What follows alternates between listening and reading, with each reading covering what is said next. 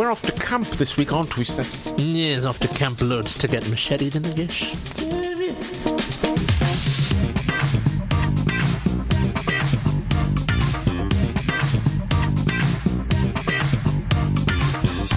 Chris and Chris Show. Hello, folks, and welcome to the Chris and Chris Show. I'm Chris with a Crystal Lake C. That's quite an easy one. I'm Chris with a Ron Kurz. Okay. Nice. I was thinking, what's he going to use? What K could he? Is he going to go for knife or killer?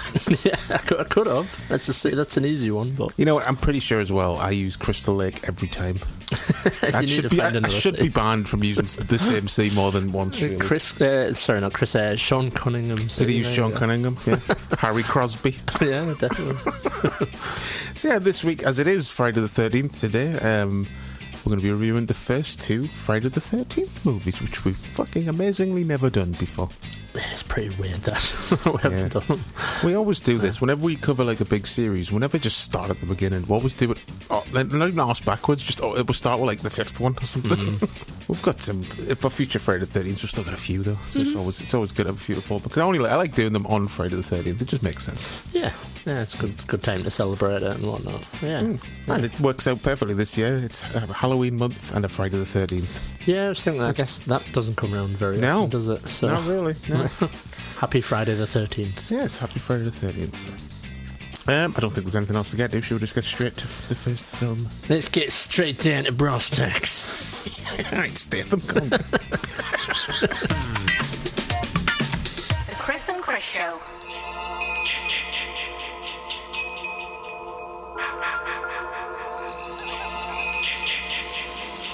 Hello? Who's that?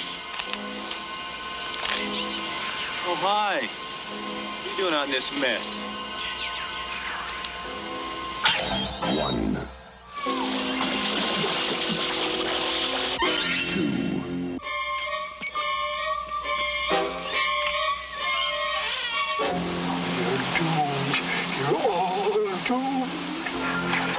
3.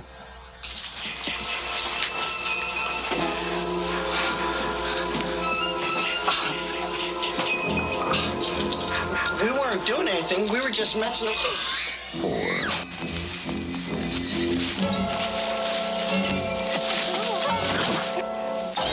5. 6.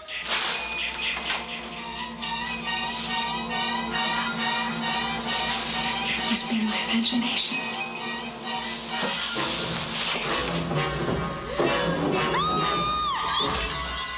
7. Can I help you?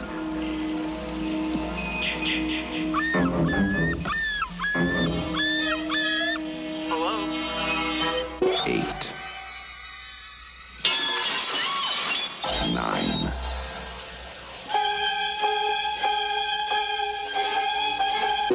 10.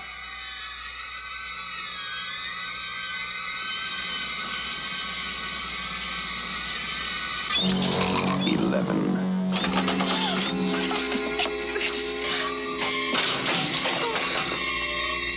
12. Friday the 13th. You may only see it once, but that will be enough.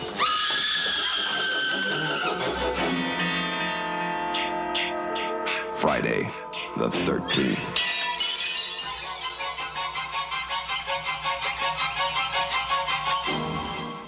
So let's start with Friday the 13th, the original, released, I should say, in 1980.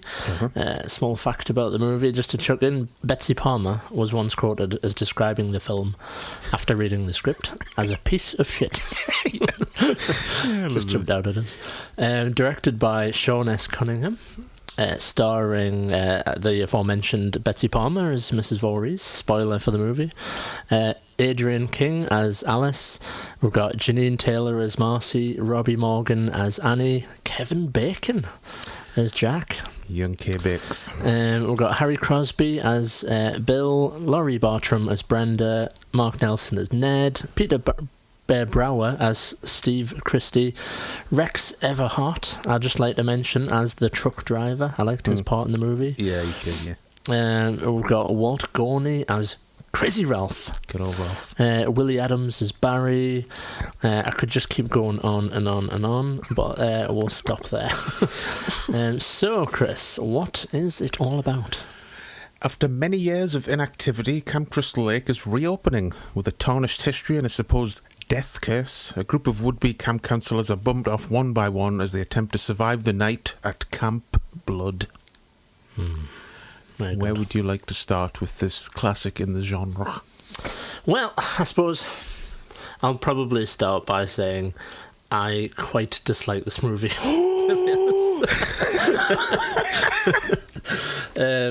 Just to preface this entire thing, really? I fucking dislike this quite a lot.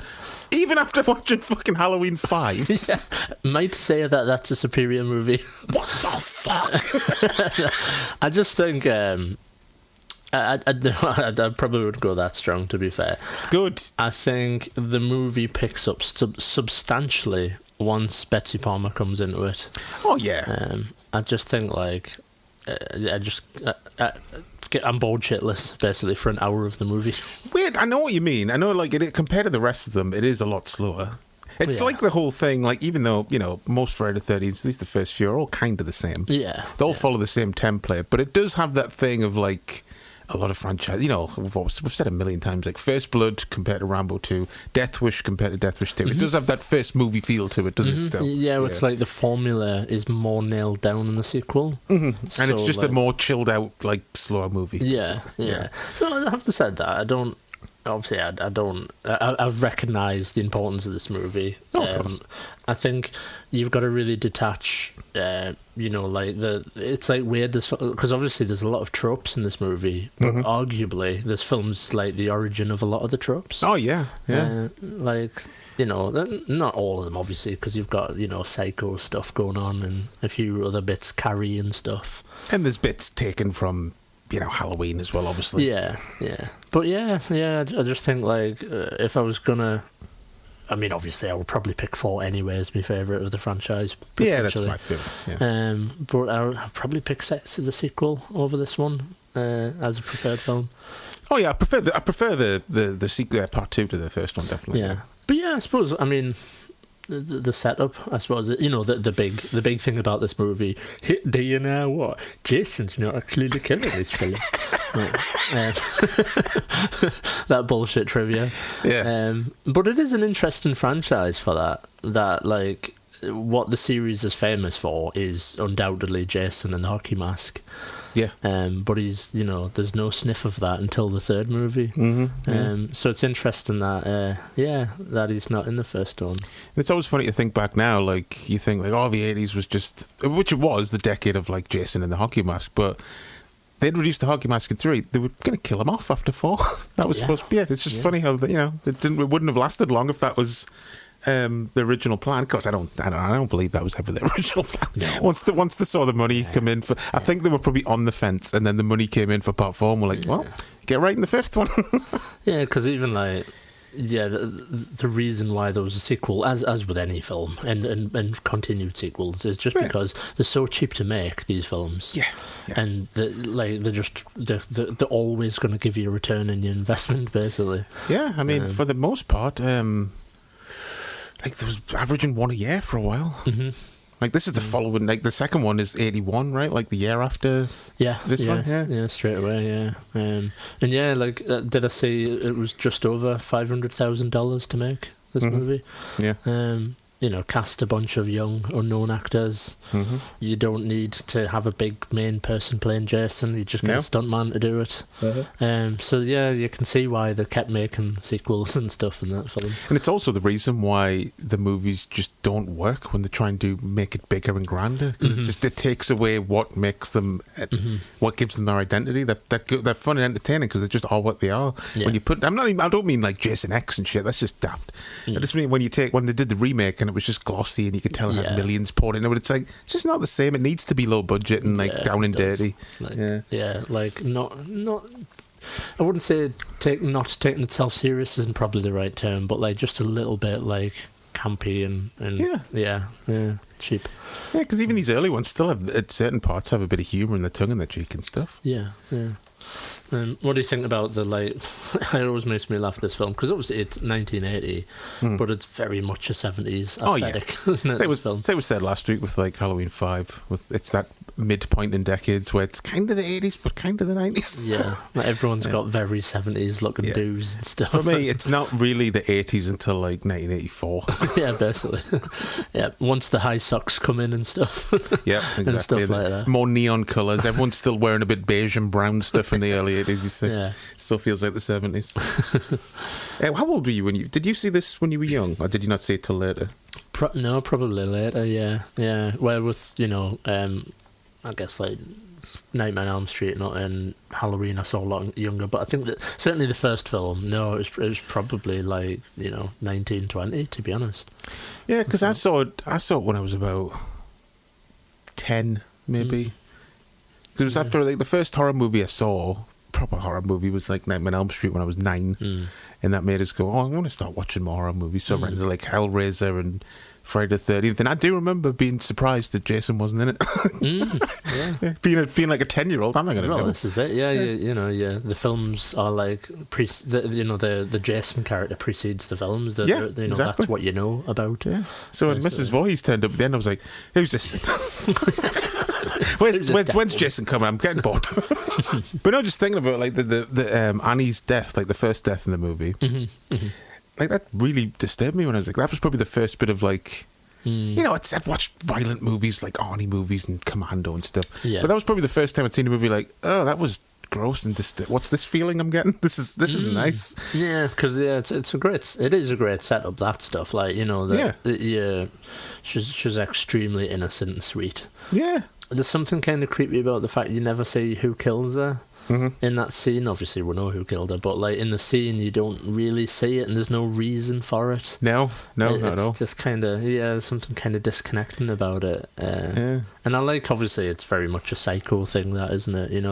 You think she's the main star. Yeah, and then like from that point in the movie you're kind of like, oh, nobody's safe. Like if she can just get brutally killed for no reason. But yeah, I mean, if you're gonna say some like graphic on screen violence in a movie, at least it's good it was Tom Savini that introduced me to graphic violence and death in movies. Yeah, definitely. Yeah, it's really cool that, like, I saw that he was basically first choice for this movie. Like, they were desperate for him because they loved Dawn of the Dead. Dawn of the Dead. Yeah, so it does make sense. And it's great. Some of the effects through the movie are like, they stand out as being like eye-catchingly violent. Oh yeah, definitely. Yeah. And it's more like, because it's not a super, it's one of those movies that's done with editing. You don't like see like a lot of knives like smashing into people or like axes. It's all After Effects, but it's the bit where Marcy gets the axe in the face. That was another bit that shocked the shit out of us when I was a kid as well. Yeah. I was like, okay, throat slashing, fair enough, but I was not expecting a full on axe in the face. Quite nasty. It is, yeah. And she's always been one of my favourite Friday the 13th girls, Marcy. She's very cute. Yeah, she is, isn't she? Yeah. I don't like seeing her get an axe in the bonnet. Although I will say, like, because, I agree with the Marcy character and the Annie character, but I don't know, that's just, maybe it's me being more grumpy these days, but I just felt like everyone was an utter twat in this movie. No, I don't think that at all. I was just like, oh, thank God they're dead. Everyone in like the first two movies, for the most part, are quite like inoffensive and just normal kids. It's not till the later ones where there's like they go over the top with the stereotypes and stuff. I was really annoyed by like a lot of the characters. I was just like, fuck you, just a fucking grumpy old bastard. Yeah, the sequel. Look at these fuckers with their youth. Yeah, totally. They're wasted youth, the bastards. Yeah, get them. Sitting around smoking grass. I don't know. Maybe it's just me mood on the first night I watched it, but I was extremely grumpy at the characters. I think where I was going to go there. No, I'll move on. There's one thing in the movie I've never noticed, and I don't know if it's intentional or maybe it is, and I'm just dumb because I've never noticed it before until now. But are they trying to do a red herring thing with the Bill character? Yeah. Like I guess it's just always been hard to notice because you know who the fucking killer is. It's Friday the 13th, so I've just never really thought. I've never picked apart that that's what they're trying to do. But with the snake bit, I've always thought it's weird the look he gives after he kills the snake. Yeah. Yeah. And like he's out at one point when someone gets killed in the rain and then comes back, and I'm like, yeah, were they trying to do like a red herring thing with him? But I could believe it because I don't think that they necessarily went all the way, but I think like it was the Ralph character kind of a little bit of that as well. Probably, yeah. You know? But it's just it's hard to look at it like with fresh eyes because it's Friday the 13th. You know what I mean? You absolutely know who's the killer. Yeah. But yeah, because obviously a big thing about this movie is the identity of the killer's concealed. Oh yeah, you don't find out in the last 10 minutes. Yeah, basically. so you'd think like, maybe there is a little bit of that, an attempt to give you the red herring. Yeah. Also, that guy as well, I always find funny that the guy who plays Bill, Harry Crosby's Bing Crosby's son. I saw that, yeah. So I saw that like some people were trying to say they were like ripping Halloween off because of Jamie Lee Curtis. It's a bit of a stretch. It's not like he's the main character. Well, sadly, I did think like, I don't know about that one. Like, going back to the snake bit though, that's kind of like I guess it's there to foreshadow the ending with Mrs. Voorhees getting her head cut off. But I'm like, you didn't have to fucking chop a snake up. I did, yeah. I made note in my notes that kind of fucked this movie as well for that bit. Yeah, like, it's totally pointless. Yeah, animal cruelty and you've stuff. got like you've got Tom Savini on set. You could just whip up a snake. Like have a snake and then just do a quick insert shot of a fake snake. Yeah. Or just don't show it. It just seems a bit like I forget about it until I watch it again. Then I'm like, oh yeah, why does it go all fucking cannibalical for no reason? Just randomly in that bit, and also the whole scene serves no fucking purpose anyway. Like I said, I think the only point of it is just to set up a machete and just foreshadow the ending of Mrs. Voorhees getting her head cut off. Yeah. I guess in a stretch. Yeah, but yeah, I just think there's a lot of scenes. My overall feeling is there's a lot of scenes that kind of don't set anything up that much. You know, the guy who's in the water and he pretends to drown and she jumps in the water, he jumps in the water, they drag him out and he's like, oh, I'm just kidding. Like, none of that goes anywhere. They don't use the fact that he's a liar or anything. They're not like... that is true. They do that later in the series, yeah. Yeah, the kind... I mean, because is that... I think it's Ned, isn't it? That's like the dick. And I suppose they kind of use the fact that nobody goes to look for him when he goes missing. Maybe that's what they're setting up. Like, oh, it's Ned, he's just a dickhead. So when he disappears randomly at one point, nobody's like, oh, where's Ned? I don't think they ever find Ned. I mean, we see him, don't we? Because he's on the dead, bunk above Kevin Bacon. but I don't think they ever find Ned. No, I don't think so. Yeah. No. So they just like don't care. They're like, whatever. He's just like, I'm just leaving him there. He's fucking annoying. Because I think that he's certainly the character that you're like, oh god. Yeah, he's kind of for him to he's kind of annoying. Yeah. Kind of annoying. Well, he's annoying. He's not in it enough to really piss us off, but he's kind of annoying. The worst thing about this movie is you didn't get to see him get brutally killed. That is true. He died off screen. Yeah. I was robbed of his death. Yeah, they always hate it when some films do that. Like, they choose the character you want to see die horribly to give him the off-screen tension death. I mean, no. Show us his head getting chopped off. Yeah, definitely. Like, you know, they do it perfectly. I hate the film, but they do it perfectly in Freddy vs. Jason when that fucking character just shows up acting like a massive douche and Jason snaps him in half with a bed. Yeah. That's how you do it. Yeah, definitely. I don't give Freddy vs. Jason props very much, but that's one scene I will give it props for. Tell you who I do like, that is kind of some random comic relief in the movie, the motorcycle cop that just turns up for no reason for one scene. Because he's looking for Ralph. Yeah, and he kind of warns them off, and then very awkwardly turns his bike round for like 5 minutes. A little 3-point turn. Yeah. He like drives down to the bottom, turns around. You can see him like wobbling and struggling with the way to the bike, and then he slowly goes up the hill, and the camera just follows him all the way, and it's like strange. Yeah, there's a lot of like padding. Lingering. Which is what I was going to say about the bit with him pretending to drown. It's just padding and just like, hey, here's some kids having fun. Get to like them before we brutally murder them. But you were just sitting there like, fuck these people. Hope they all die. Get to the depths. Because there's a bit towards the end of the movie where Alice literally makes a cup of coffee for like 10 minutes, and it's like, oh god. And it's like, why? She literally boils the kettle. She gets coffee She struggles to get the lid back on. She just abandons that and just puts it back down. She realises she hasn't got sugar, so she goes to like the pantry or something to get sugar, and it just doesn't pay off. It's like, oh, fucking hell, man.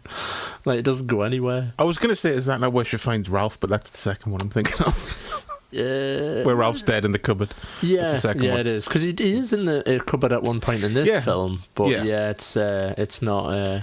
it's like earlier, I think, in the movie. He's just in there having a wank or something. I do like how they come back to that. I mean, we'll mention the second one, but like they come back to Ralph being in the cupboard, but he's dead this time. Yeah, it's a nice callback. I do always think, though, I mean, we'll get to it with the second one, but I just wish they'd never killed Ralph off so quick. I mean, they didn't know it was going to be a fucking 13-film franchise, but I wish he'd stuck around for a bit. Yeah. I hate in some of the later ones where they have to bring in another kooky, crazy guy who warns them. I'm like, forget these fucking Ralph clones out my face. And they literally do that in the third one straight away, don't they? There's just another guy. Some homeless guy with like an eyeball. Yeah, just for the 3D effect or whatever. And then in the fucking 8th one, there's just a guy on a boat who's like, "You're doomed." Who's this?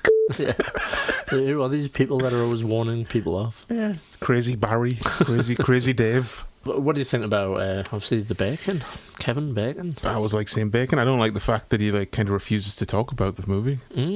Like he didn't want to talk about. I think he was always a bit iffy on Tremors, talking about Tremors for years. But yeah, like I don't think. Jamie Lee Curtis obviously doesn't have a problem talking about Halloween. She understands it's an important film that like helped launch her career. Yeah. I don't think Johnny Depp's ever really been. I've never really seen him talk about it, but he came back for a cameo in Freddy's Dead. Yeah, so you kind of hate it that much. Yeah, but Kevin Bacon. I've never seen Kevin Bacon talk about it. I don't think he's interviewed for the Crystal Lake Memories book. He's definitely not in the documentary. That's so it's a bit of a shame. Like I guess maybe if he's not even a horror fan, he'll probably see it as like a blight on his career. Like, I started one of those shitty Friday the 13th movies. Which is weird because I think he does a good job in the movie and stuff. He's perfectly fine. Yeah. He's got a decent amount of lines. He's one of the few people I literally wanted to see dead. I thought he was all right. What, you wanted to see him dead? I didn't want to see him. Oh, okay, I was like, what? I thought he was all right, and he had a good, memorable death scene. I was going to say it's one of the most memorable deaths in the movie. Yeah, good effect. Looks really good. Even to the state, even in like HD and stuff, it doesn't look bad.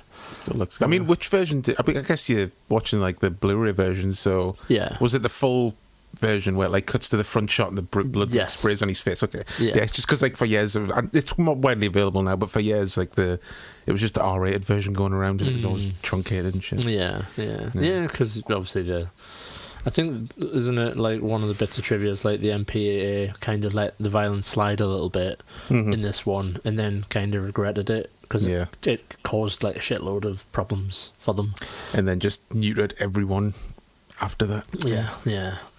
Which is kind of mad, really. And because Paramount, never really gave that much of a shit, like all that stuff is just, some of it is still around. Like I said, the Part 2 footage was found recently, but it was found on a VHS tape. It's not like someone found the original offcuts. It's just, You could never, like, get it in the film properly, really. No, you'd never be able to do a full, like, 4K uncut, perfect resolution, everything, bells and whistles and all that. You'll never get that, sadly. No, sad that.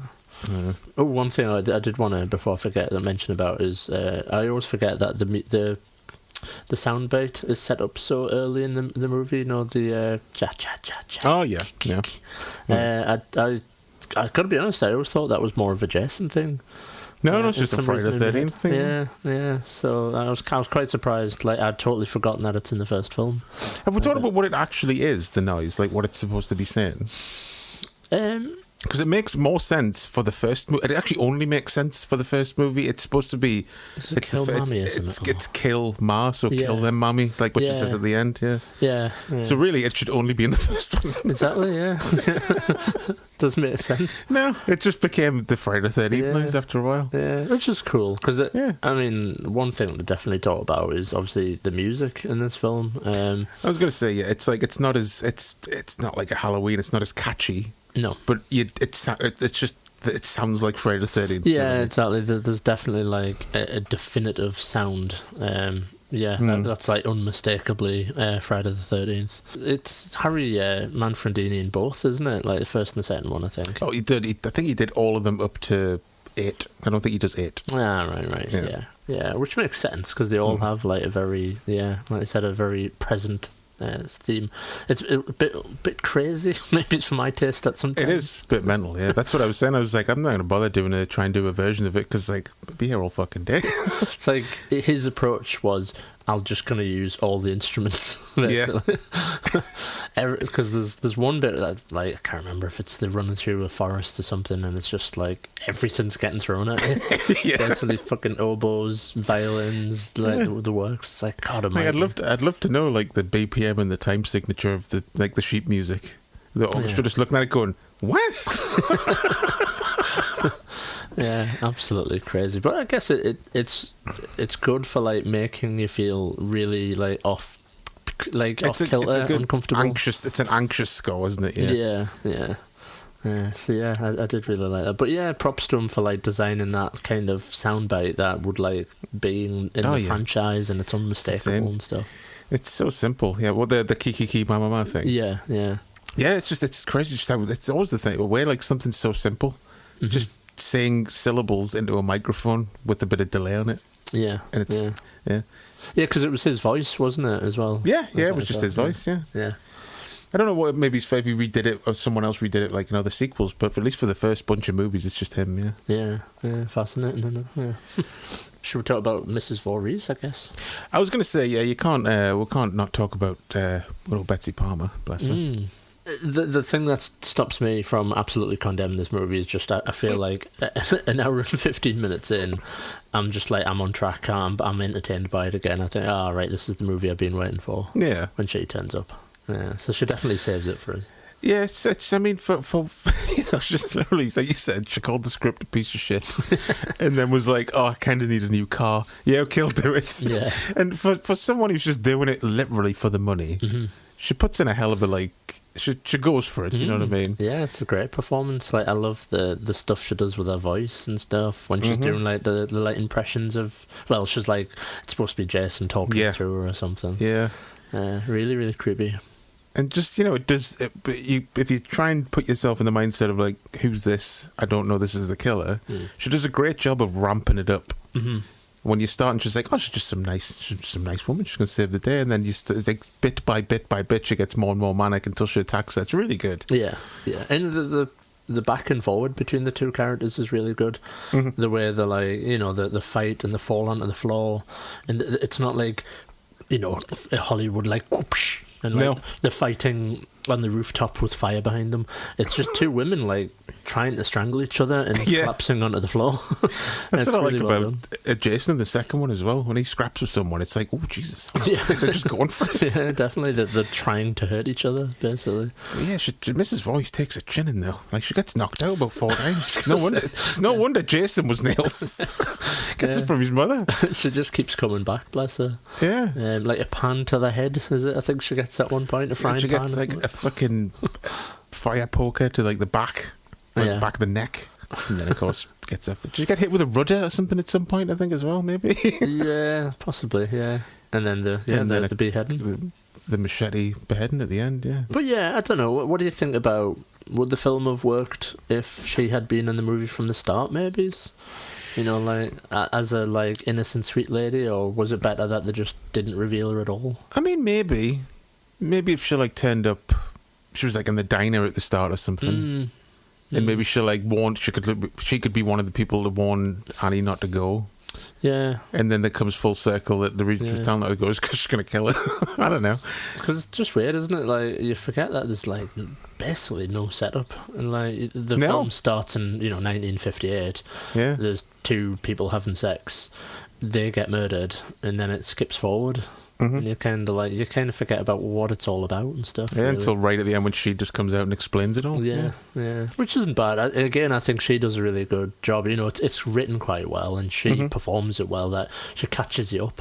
Yeah. Massively. So you immediately understand, like, right, okay, this is why all of that has happened. But yes, you got the machete beheading, which is classic Savini. Of course, you've got to avert your eyes to not see the hairy hands coming up. Yeah, yeah, totally. It's like, is that her in the jumper? I don't think it's Savini's hands. I think it's his assistant. I can't remember his name. He's a guy who like does loads of stunts.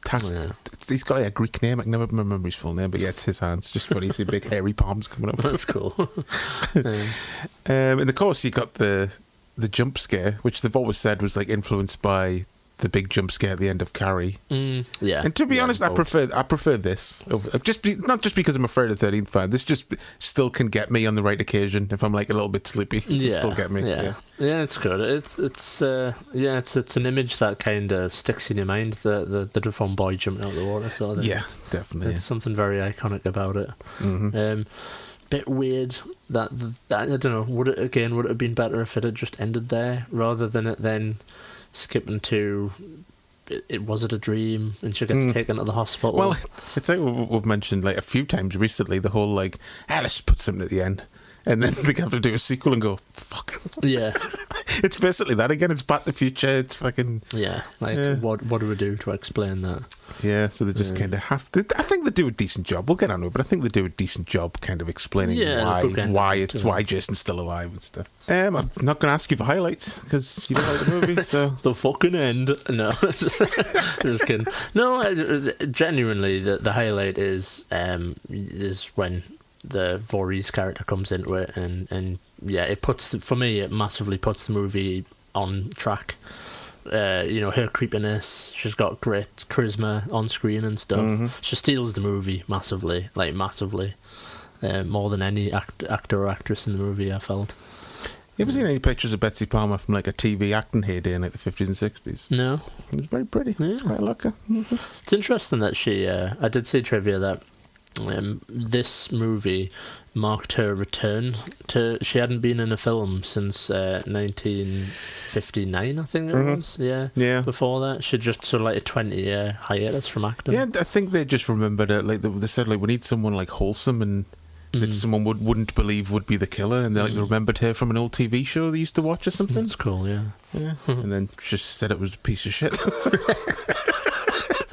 It's a great like quote. Yeah, I think she warmed to it. Apparently. Yeah, that's what I was going to say. We've talked about this before with like certain people pretending that they're a big fan of the stuff that they're signing autographs for at conventions, but she's been pretty honest about it. That she's always told that story that she said it was a piece of shit, but she's kind of just warmed to it. The more she did conventions, I think she enjoyed the fact that people loved her so much from this movie, which is nice. Yeah. And just did conventions right up until before she died. So I saw something about if anybody ever asked her about Jason, she would always like refuse to comment on it because she's like, oh, my boy died. Yeah, she like stayed in character for those questions and stuff. Yeah, it's pretty nice. Kind of a nice touch. There is a nice picture though that you've probably seen that I think it's probably with a fan who's in like the Part 7 Jason getup, and it's like her hugging him, and like it's like a nice black and white photo. Really? It's a really cool picture. That's cool.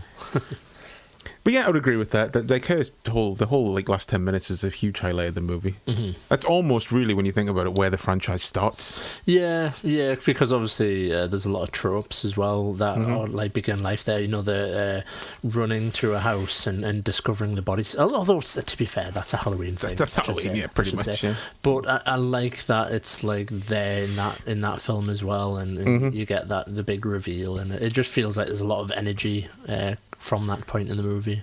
The thing I like about it as well, if you want to like do a bit of fan theory, like fan writing or explaining, is Jason also does that. So was he watching while his mum was setting up all them corpses? He's like, I might do that as well. If you think about how the second movie explains it, Jason's wandering around the woods at this point. Yeah, he's out there. Yeah. He probably saw the beheading and stuff, I guess. Yeah. Well, before we move off from this film, just to touch on a bit of titillation for the dads. So there's a bit of titillation. Yeah. This movie has it as well. Not as much as the other movies. No, and not as much as a lot of slasher movies that would follow. Because, the whole thing was like, everyone was just trying to outdo the last big slasher movie. Yeah. So they had one boob scene, we have 3 boob scenes. They had 1 beheading, we have 2 beheadings. So, yeah, and of course the Fridays would get more and more. Well, they literally get a porn director at one point. Yeah, exactly. Yeah. And you can definitely tell. But yeah, although I'm not sure strip Monopoly is a sexy thing. That is nuts. That must be the only game they had. Yeah. Like strip Monopoly, come on. Like, you take a piece of clothing off every hour or something. And a 9-hour game of Monopoly. By the end, you're just bored and you go to bed all cold. It's like, I don't want to see your tits anymore. I'm fucking sick of this. I'm going to bed. You've just screwed me for like my last property, and I'm really annoyed at you now. Yeah. You've taken off a sock. So yeah, I would say criticisms, but I don't really have any, to be honest. I don't think it's as bad as you think it is. No, I think it's fair. I think it's, and it's not just me being a Friday the 13th fanboy. I just think it's not my favourite one, but I have grown to like it more over the years. Yeah.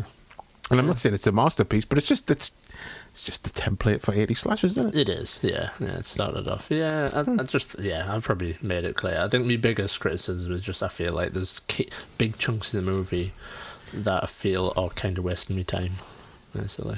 It's weird, because when I was watching it last night, it kind of like, I was kind of just settled into it. I was just enjoying it. I was just like, yeah, it's just a nice, it's a nice, it sounds weird. It's lovely, this. Saying about a film that's about murder, but I'm like, it was just nice. I was like, oh, I feel all warm. Like Christmas film. A nice cup of tea. Is that because you just had a nice blanket on you and a cup of tea, basically? Yeah, pretty much.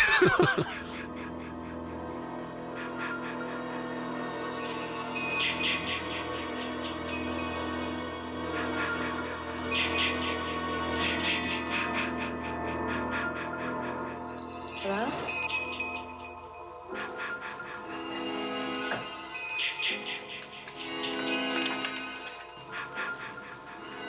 On a June night in 1980, Friday the 13th, 12 of her friends were murdered. Why should Friday the 13th, 1981 be any different? Friday the 13th, Part 2. The body count continues. 14. All doomed. You're all doomed. 15. God. 16. 17.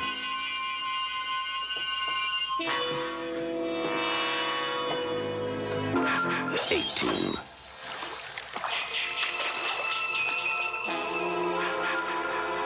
19.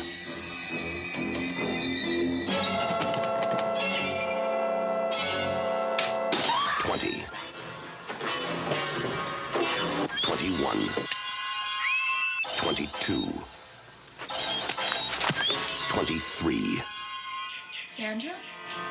Jeff? The day you count on for terror is not over. Friday the 13th, Part 2.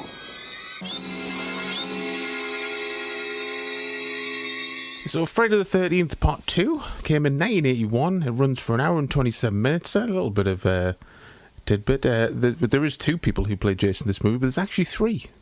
Because the first time you see Jason's feet, that's actually a woman. Oh, I saw that. Yeah, at the start, the costume designer. Yeah. It was directed by Steve Miner, and it stars Amy Steele as Ginny, John Fury as Paul, Bill Randolph as Jeff, Marta Kober as Sandra, Lauren Marie Taylor as Vicky, Tom McBride as Mark, Stu Charno as Ted, who, by the way, wrote a few episodes of TNG.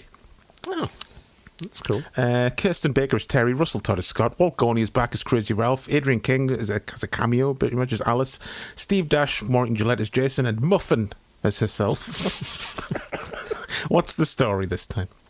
Well, primarily set 5 years after the events of the first film, although there is a small setup prologue that's supposed to be a few months after it. Yes. Jason has completed his self-imposed secluded wilderness training, apparently, and he's pissed after finding out his mum got beheaded in the last film. This prompts him to find the nearest group of young'uns who were training to be camp counsellors, and he just gans ballistic on them. Gans pure rage. I guess the opening scene with it is a shame that like it doesn't do a straight up sequel and have like Adrian King's Alice like fight Jason. There's a few reasons for that. It's weird. Like she said that she had a stalker. I saw that, yeah. Which is weird because I forgot to mention there's a few weird coincidences with this in the last show because I forgot to mention in the last show Daniel Harris from Halloween 4 and 5 also had a bad stalker. I guess it goes with the territory. Oh, it does. And unfortunately, because fucking some people can't fucking separate fantasy from reality. I mean, reality from fantasy. But yeah, she said like, I don't know how old she was. I don't know whether it was just after the Halloween movies, but he drove from like Texas with his fucking parents to a house, and he had like a shotgun and a handgun in the boot of his car. Oh God, yeah, that's insane. Yeah. I mean, it was enough to scare her to the point where she basically didn't act anymore, right? After. Oh no, sorry, I'm talking about Daniel Harris. Oh, sorry, in Halloween. Sorry, right? Yeah, but no, it was kind of the same thing. It was like for over a year. She was being stalked. Yeah, and but that's the thing. Like that's partly why she said she didn't do it, but. If you go, I went back and watched the bit where they talk about it in the documentary, and she just says she kind of turned up and she didn't know she was going to get killed, and most of the scene was ad-libbed. I believe so, yeah, like the entire phone call and stuff. Yeah, that she does, which is pretty cool. It works. Yeah, it does. Yeah, it seems believable. Yeah. And then I think one of the producers says her agent asked for too much money, and I'm like, I think it's probably a mix of both. Yeah, rather than it being one or the other. Yeah, probably. Yeah. I thought it was very Halloween-esque, the starting of the movie. Mm-hmm. But pretty much one big, like a lot of this, mainly one big shot, right? One big Steadicam shot. Mm-hmm. Mm-hmm. But yeah, just the like the stuff out in the street with the kid playing in the water. Yeah, and then it's kind of like a nice house on a suburban street sort of thing, and it just feels very very Halloweeny, which is kind of I don't know, strange. Yeah, I guess probably a deliberate thing, like a homage. Most likely, yeah. They're still in like the let's rip off a bit of Halloween period at this point. Yeah. But yeah, it's a nice opening. Mm-hmm. It's a nice the nice graphic depth. I don't know. Like I was going to say, I watched the fan edit that's going around, which has all the uncut footage that was found a few years ago edited back in. Yeah. So that was kind of an interesting experience. Watching it. I mean, obviously the quality drops when the uncut footage comes in, but it was perfectly watchable. It was just fun seeing like the film that could have been at some point before the MPA took the scissors to it. Yeah, I watched the like the compilations that are available. So yeah, it's interesting that they're kind of small cuts, really. Yeah, they're normally just like it's not like anything major was cut out. It's just scenes go on a bit long. There's a bit more blood coming out with wounds and shit like that. Yeah, 1 or 2 seconds, and I suppose probably her death is the one that's the most cut because she like turns towards the camera a little bit. Turns and the ice pick sticking out of her nose and stuff. It's really brutal. Yeah. Yeah. But yeah, very very psycho as well at the same time. That's it, where she's in the shower and and once again killing off the person you think is going to be the main star again. Yeah. So it works. What do you think about the exploding title? It's like we're back and we're bigger. Yeah. I was going to say, I do like I always forget that it's the first movie where it comes towards the camera and breaks glass. I quite like that. Yeah, but this time they're just like, this time. They should have went more over the top each time. Yeah, it's just something about it is a bit funny. I think one of the things is just the titles are so like just dry and it's just boom. There's the title, part 2. And it's like weird. It's a weird mix. It needed a load of something. I always thought the part 2 logo, it's like silver. It looks like it's like from an action movie or something. Yeah, you're right. No, it does have that like tint to it. Yeah, it's just a bit weird. I don't know why this caught my eye as well, but in that moment it says produced and directed by. And I thought I don't know. Is that a credit you see a lot of? Not that often, really. No. They produced and directed. Yeah, it's quite a rare one. Yeah. And it was just very specifically on that screen. I thought that's interesting. Yeah, it's kind of funny. Like slasher movies always get, and especially sequels, always get accused of just being the same movie again with different kills. Yeah. And Friday the 13th is guilty. That's kind of what they are most of the time. Yeah. But I just thought it was funny that like I don't know. I've never noticed this before, but you've got Jack, Marcy, and Ned. From the first movie who are like the couple that shag and then get killed and the comedy sidekick. In this film you've got Jeff, Sandra and Ted, the couple who shag and die horribly and the comedy sidekick. And I'm like, Jesus, that is just cut and paste and that really. They're just setting these things up now. The formula is very baked in basically at this only point. This time Ted's the smart one because he survives because he stays out and gets pissed. Which is really random. It is random, but it's nice to have a character that goes, I was going to get pissed. Yeah. there's a whole ton of characters though, because isn't there like there's like a black guy, there's a like there's Chinese a bunch. girl. There's a bunch that like are just background counselors that also survived. So Yeah. there's been quite a few really. They just kind of disappear at one point in the movie. Yeah. Don't come back. Yeah. I suppose one thing to sort of start with, like, you know, it's set 5 years after. It flashes 5 years forward. Yeah.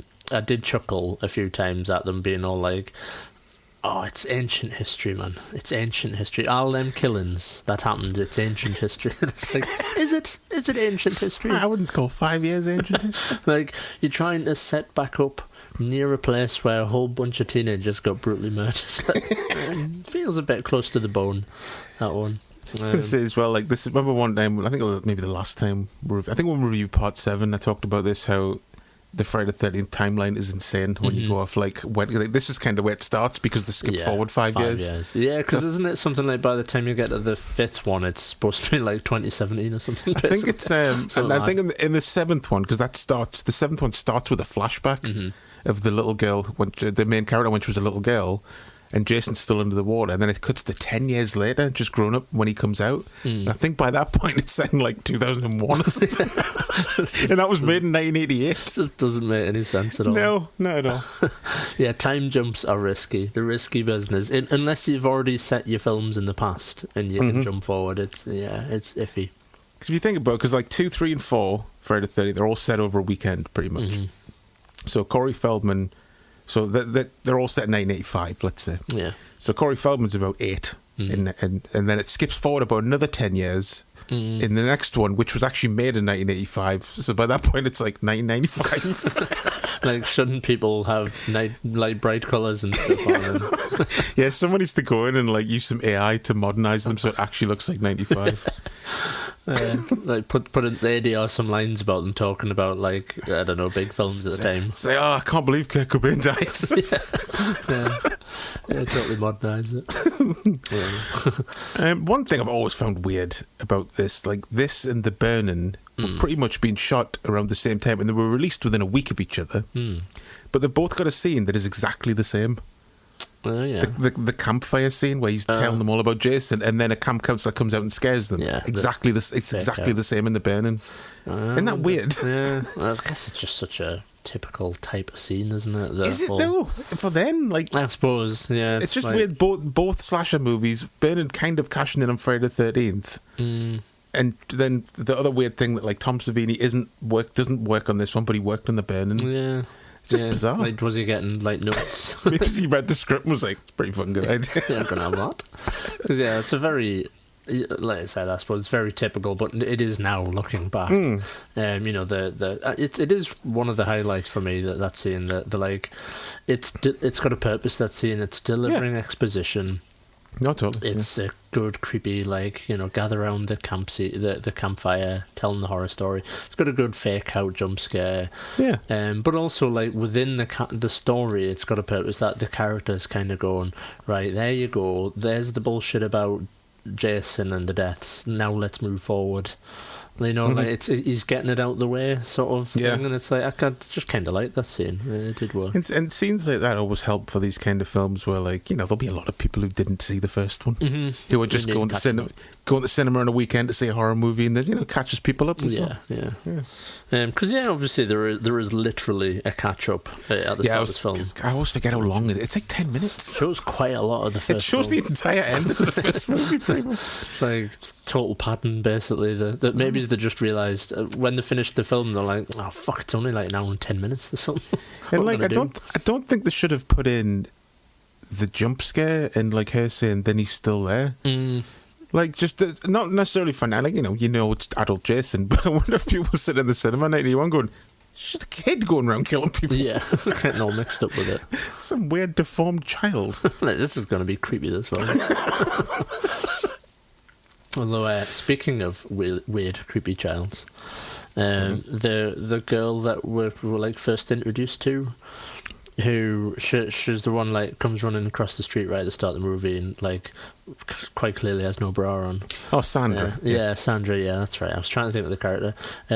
Like, so she was. I think I saw trivia that she was basically 16 at the time they made this film. and she lied about her age. She said she was 17. Not that that makes it any better. No. There was actually like nudity with her in the movie, and and they had to cut it out when they like found out her true age.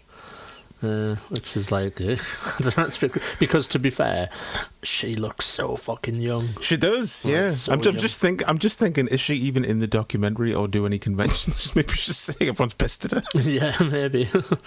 But yeah, it's one of the like uncomfortable things about this movie that's just like quite sexualized. I didn't know that actually. I've always thought like she looks young, but I didn't realise she actually was. Yeah, like 16 when they filmed it, 17 by the time it came out, basically. Jesus. Yeah, crazy. Yeah.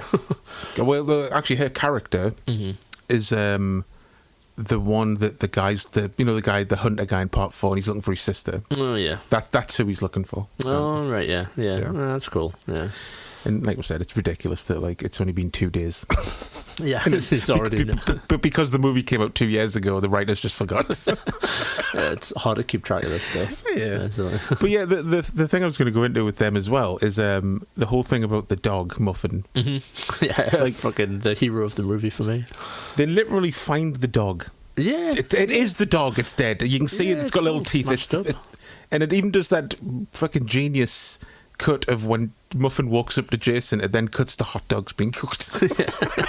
The dog is dead. The ending is a dream sequence as far as I'm concerned. It certainly seems that way. Yeah, that it's a dream. Yeah. Because even if it wasn't meant to be, like the retconned it in 3 anyway. Yeah. Because when Jason comes through the window, he's still got the machete in his shoulder. But at the start of 3, he takes the machete out and then goes and gets his new haircut and clothes and stuff. You know what I mean? So they kind of retcons it, so it clears it up, kind of. Yeah, a little bit. Yeah, it's how like cool. It though, happens. That Muffin. No, I mean, yeah, of course it is. Muffin's adorable.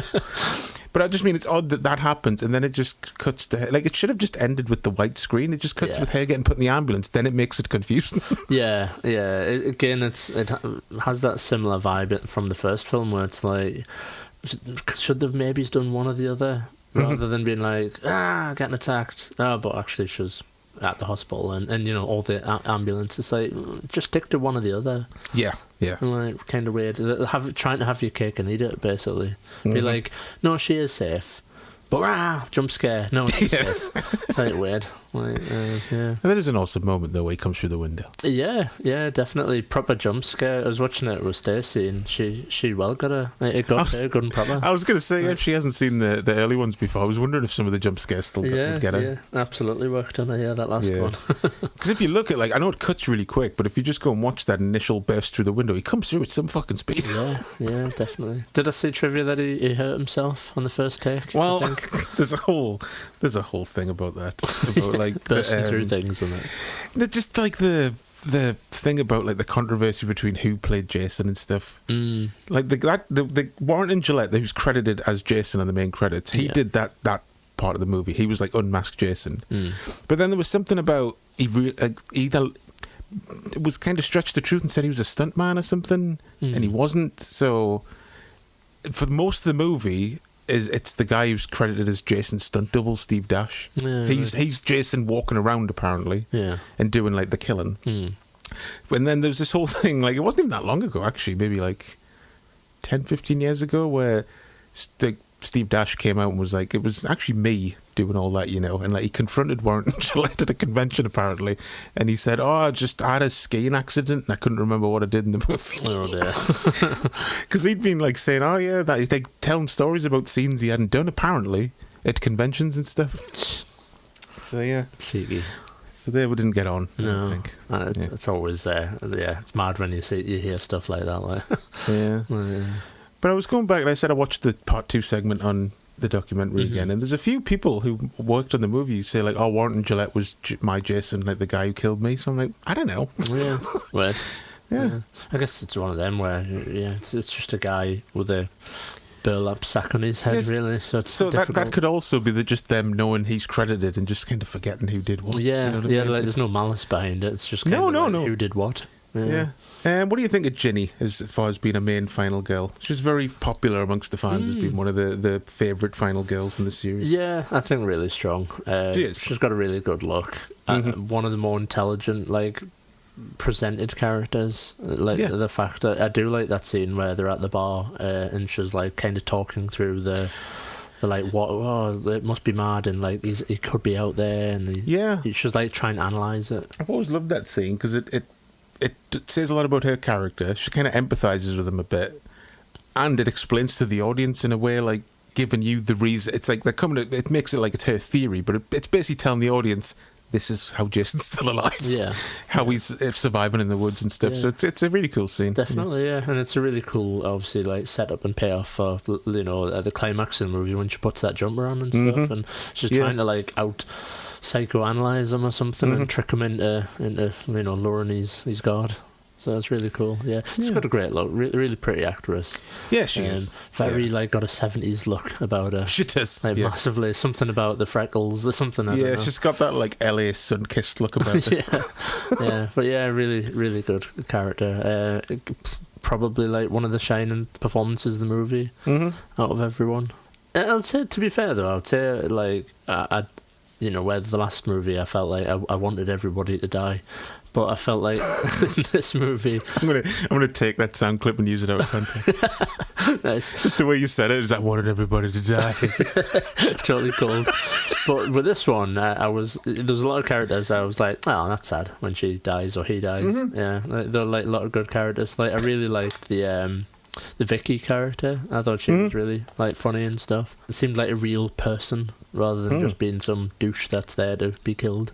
I mean, let's talk about the brown panties for a second. Yes, there's a lot. Why would you pick brown underpants? Doesn't she take off black underpants? It's perfectly fine. Who doesn't love black underwear? Yeah, she takes them off and puts on weird silk brown underwear. It's like, because I've always been like, is it just because the film's a bit old? They're really like bronze. No, they're brown. They're fucking brown. And there's lots of shots of her butt as well. Obviously, she walks around. She goes out to the car and spends ages bent over looking in the car. It's like gratuitous. Here's something funny though. She once did a photo op at a convention in that outfit. Really? I'll say, here's a picture for you. Yeah. That's cool. And also, in another weird there's full of coincidences between Halloween and Friday the 13th, but she has a podcast now, just like Danielle Harris does. And here is a picture of her and Danielle Harris recently. God, bloody hell, look at them too. Yeah. Oh, bless. That's cool, though. Yeah. Yeah, the pair of them aged well, haven't they? As well? They have, yeah. That's cool. Yeah, their Deadpit interviewed Lauren Marie Taylor, like Vicky, recently, and she seems really cool. Well, very, very open to talk. She's got a lot of good stories about the time and stuff. Yeah. Well, there's something about her. Like I really, liked her character. That was funny. She's one of the standout characters. And of course, like speaking of characters you feel bad for when they die, Mark, the guy in the wheelchair. It's probably the highlight kill of the movie for me. Like I would say it's like it's not as far as gore goes, but it's probably the most brutal, cruelest death in the series. Yeah, it just comes out of nowhere. It's just harsh. The fact that he's in a wheelchair and he was just about to get lucky with some cute girl.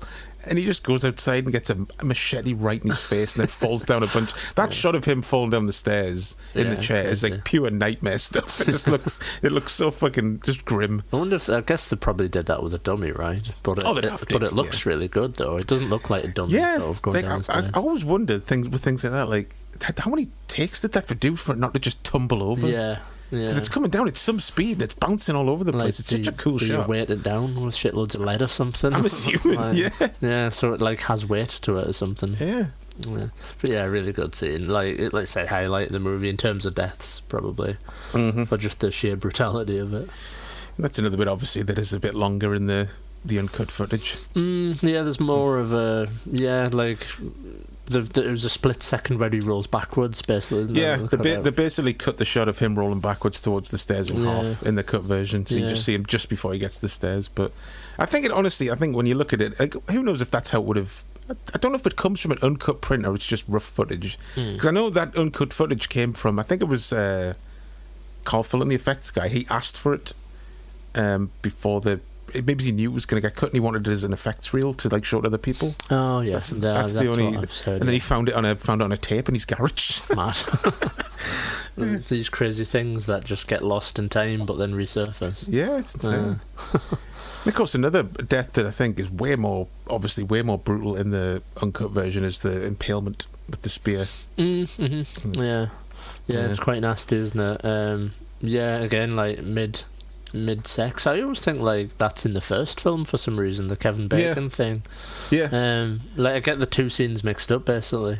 Like, what was that? The first movie that did that? Although, did I see trivia that like another film that does that? Like, Bare Blood. Yeah, I was gonna say it's a Bare Blood. Yeah, I was gonna mention, like, I was gonna say before anyone fucking starts moaning, yeah, it's from Bare Blood. Yeah, I was just about to say, but I do like it. I think in terms of like big, well-known Hollywood films, it was kind of like interesting that that was the film that had it in basically. Yeah. Friday the 13th, part 2. Yeah, I think there's maybe, it's been a while since I've seen Bare Blood, but I think there's one or two bits that are stolen as well. One or two more bits that are stolen for Friday the 13th, 1 and 2, I think. Yeah. Or maybe just 2 and maybe something else. Yeah, I think there's a couple of shots where she's running through the forest. I think that people say is like ripped directly from Bare Blood and stuff. Yeah, which, fair play, I guess. Yeah. One moment I liked in the movie was where, and it's interesting when you look back on these films after all the subsequent films in it. It's a franchise that's very synonymous with a mask wearer, I guess. The bit where he like picks up the mask for a minute and like, carries it, but then like very deliberately like drops it on the stairs. And I don't know, something about that was just kind of interesting. It was like, was that some sort of commentary that they were trying to say, like, oh no, this isn't like Halloween, like our guy doesn't wear a mask? He could also say as well, he might have been watching when they were telling that story, and he kind of looks at that and like sees himself. You know, you think, oh shit, this is what I look like. Yeah, it's just something interesting about that is very deliberately done, dropping the mask right in camera frame and stuff. Yeah. I will say as well, that is another effective.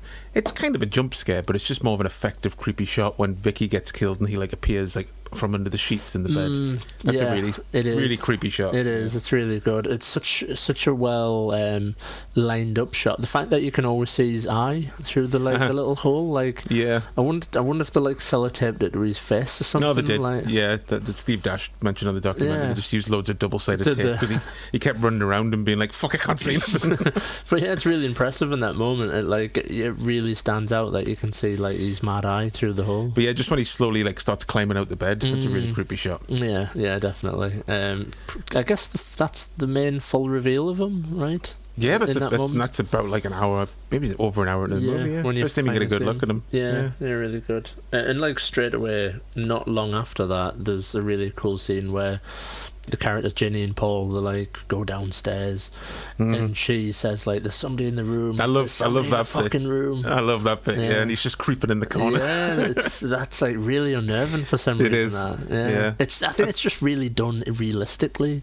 Like it isn't like her going "ee" and screaming or something. No, it's just her kind of freaking out and screaming there's someone in the room. Yeah, it's a really realistic reaction. Yeah, but that's what I mean. That's why I said last week, I love the last 10 minutes, the big chase finale of this one. I think it's the scariest one of the bunch.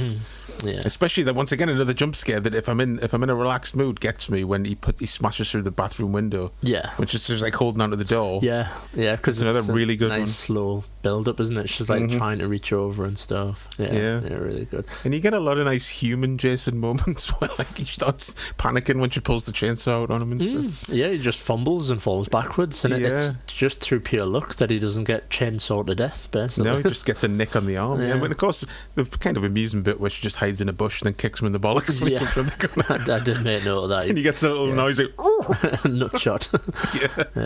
It's cool though. One really nice thing about the movie is that when the sheriff he sees Jason and he chases him to his shack, and he obviously ultimately gets murdered, but there's like a little bit where you see like a big puddle with a rock in it. Yeah. And it's like a really nice setup. It's like a sneaky way to like give you a landmark. Yeah. So that later in the movie, when Ginny's like running through the woods, like panicked, and you see that puddle, and you know straight away she's like, it's just gonna end up at his house. Yeah, I like stuff like that. A really clever way of getting you on board with it. Yeah. And that's also a nice. It's quick, but a brutal death when the cop gets the like claw hammer in the back of his skull. Yeah, a good reaction as well. Yeah. Before we get to that bit with Jason's cabin, there is one bit that always kind of not annoys us. I just always think it's a bit random. When she's hiding under the bed and she'll like pees herself because of the rat. Yeah. It like does that massively weaken her character? Like probably. I'm just like if you're scared of rats, fine. Yeah. But if you're already being chased by a forest dwelling nutcase with a sack on his head, would you really care? Yeah. Would you just Like, shut your eyes and be like? If they'd set something up earlier in the movie, they just would throw away line down like, oh, I hate rats, I can't deal with them, I'm terrified of rats. But it's just because I think for the first few times I watched it, I was like, is the rat doing a piss? Yeah, it's not filmed very well. That yeah, it doesn't linger on it that much, and it doesn't address it at all. It just moves on really quickly, and it's like that's strange. Yeah. I should have thought of a different way that Jason knew she was there. I don't know, she could have done a little fart or something. I don't know. Yeah, she's like, oh, I shouldn't have had all them burritos. She's all gassy. I knew that kebab on the way home was a bad idea. That's like a massive Hollywood trope, that, isn't it? Like somebody's hiding and along comes a rat, and it's like, oh god, like here we go. And I'm surprised they didn't add like fucking the shit like ADR that I always hate to do in films, where a rat comes along and it's like squeak, squeak, squeak, squeak, squeak, and it's like, rats don't do that. Not to be anal, but they just... No, but that is such a... It's like, it needs a sound. It's like, you don't make fucking sound. They're like mostly silent unless they're extremely scared, and most of the time they're still silent. Like, fuck's sake. My favourite use of the trope of hiding and then being distracted by something else is in Wheels on Meals, where that guy just has a shit next to Samuel. More films did that. Exactly. Yeah. But yeah, this is honestly, there's something at the end I've never noticed before, and I feel like a moron when she goes into the thing and sees the mother's head and the corpses. Alice's decayed corpse is on the floor. Yeah.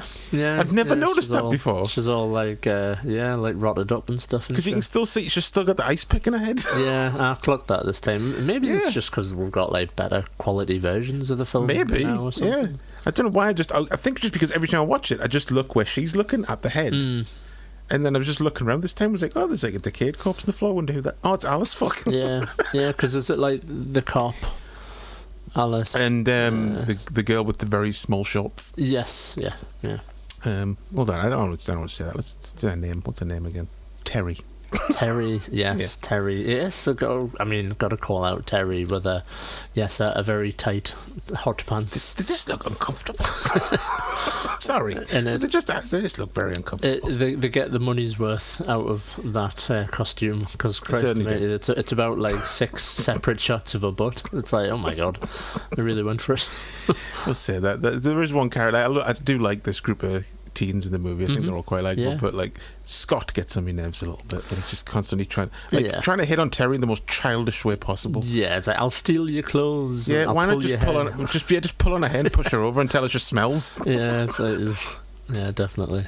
Yeah, he kind of deserved it for stealing her clothes. I'm trying to think. Oh, he gets his throat cut, doesn't he? Yeah, he's like, he gets caught in the snare trap, and then Jason snicks his throat. Again, another scene that was like a smidge longer. Which is I think it's kind of a lot more. It's just like a lot of blood goes into his face. Yeah, and he's all like there's a bit of gurgling goes on. Yeah, should have kept that in.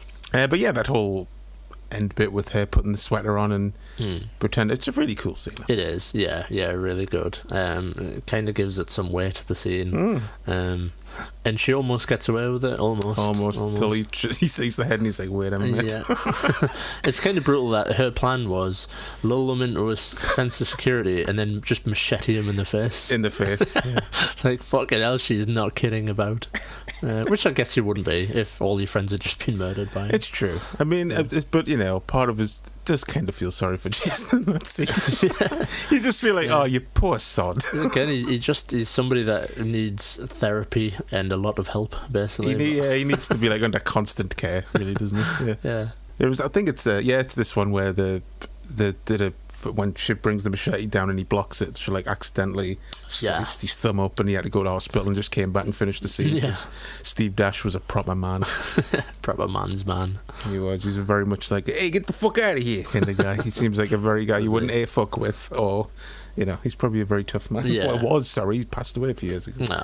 Sadly. R.I.P. Yeah. But yeah, and then you've just got the ending we've already talked about with the triumphant return of Muffin. Yep. The highlight of the movie for me. So in your mind, Muffin lived. Well, I would like to hope so. Yeah. That's your canon ending. Yeah. So if you did a sequel, you would do like a modern sequel where you just forget about sequels. You would start from the end of 2. Basically, yeah. Yeah. Muffin would be dead though, or like from age. Maybe, yeah. Or he's, I don't know, find some way to bring Muffin back into it. I don't know. Like Muffin had a bunch of babies. She's got like a stuffed muffin on a fireplace. Yeah, like a little Easter egg rather than it being the actual dog. It's like, yeah, there's lots of Muffin imagery in the movie. There's just loads of framed pictures of Muffin all over the wall. Muffin on hold, Muffin at the park.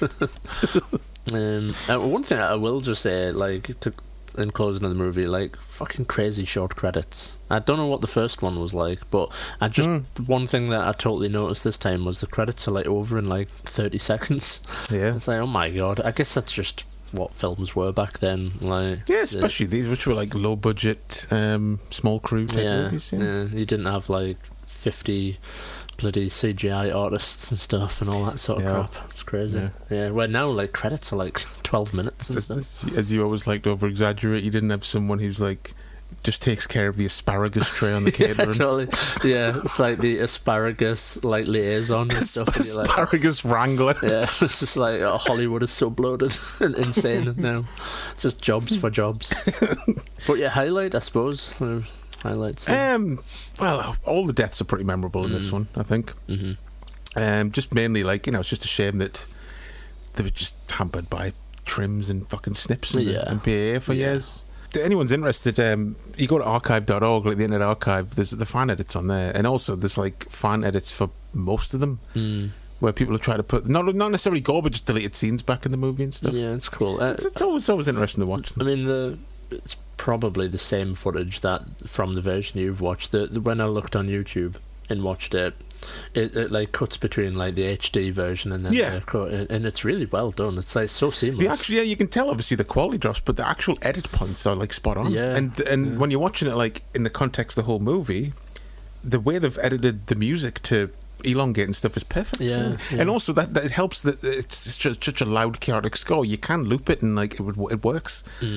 You know what I mean? Because I was thinking that I was like, how's the music cut's going to work? But it's pretty seamless. Yeah, really clever. Yeah. Like obviously very dedicated fan base and stuff. Yeah, I think if ever next time I watch part 2, I'm just going to watch that version from now on. Yeah, that's cool. So yeah, just I said that it's got some very memorable deaths. The final scene with Jenny pretending to be Mrs. Voorhees is like kind of an iconic moment. Mm-hmm.